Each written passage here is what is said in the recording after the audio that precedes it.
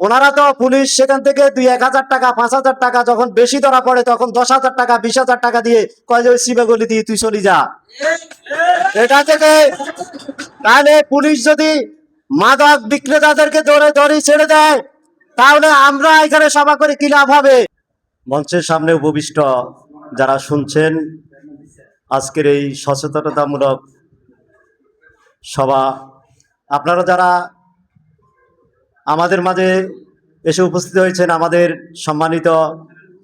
থানা বিএনপির আহ্বায়ক জনাব দিদার ভাই সহকারে আজকের এই সভার সম্মানিত সভাপতি সোনামুড়ি থানার অফিসার ইনচার্জ জনাব কবির হোসেন, আমার বিভিন্ন ওয়ার্ড এবং গ্রাম থেকে আগত সম্মানিত ভাইরা, আমরা আসলে আজকে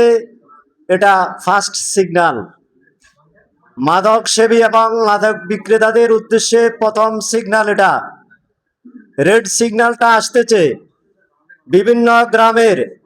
আমাদের ইউনিয়নের বিভিন্ন গ্রামের যে সকল হটস্পটগুলি আছে, সেই সকল হটস্পটগুলি আমরা অচিরে চিহ্নিত করেছি, বাকি স্পটগুলিও চিহ্নিত হবে।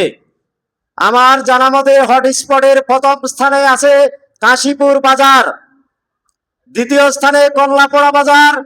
তৃতীয় স্থানে দত্তপুকুর পাড়, চতুর্থ স্থানে 12 6 নম্বর ওয়ার্ড সহ গ্রিন পার্ক সংলগ্ন এলাকা। এই সকল হটস্পটগুলিতে যদি পুলিশি অভিযান এবং পাবলিকের অভিযান চলে, তাহলে মাদক সেবী এবং মাদক বিক্রেতাদের দৌরাত্ম্য থেকে আপনারা নিস্তার পাবেন। আমি মাদক সেবীদের উদ্দেশ্যে বলছি, ভাই তোমরা আমাদের ছোট ভাই বা আমাদের সমবয়সী, আমাদের বন্ধু বান্ধব, আমরা তোমাদের বিরুদ্ধে নয়, তোমাদেরকে আমরা ভালো এবং সচেতন এবং নিজেদের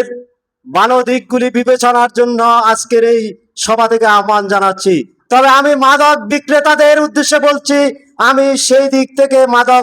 মাদক বিক্রেতারা যেন মাদক বিক্রি করতে না পারে, সেই দৃষ্টিকোণ থেকে থানা প্রশাসন যেন ব্যবস্থা গ্রহণ করে। মাদক বিক্রেতারা নির্মূল হলে মাদক সেবীদের কোনো কাজ নেই, মাদক সেবীরা মাদক পাবে না, সেবনও করতে পারবে না। আমি আমার অভিজ্ঞতা থেকে একটি কথা বলবো থানা প্রশাসনের উদ্দেশ্যে এবং আমাদের বিএনপির থানা কমিটি, আমাদের মানে দায়িত্বশীল ব্যক্তি যিনি এখানে মঞ্চে উপবিষ্ট আছেন, সেটা হলো যে আমি কালকে একজন সিএনজি ড্রাইভারের সাথে আসার সময় মাদক সেবীদের উদ্দেশ্য মানে আজকের এই ঘটনাক্রমে ওনার সাথে যখন আলোচনা করছিলাম, তখন তিনি ওই ড্রাইভার বললেন, ভাই আমরা থানা প্রশাসনের এই যে মাদক সেবীদেরকে ধরার জন্য আমাদেরকে মাঝে মাঝে নিয়ে যায়,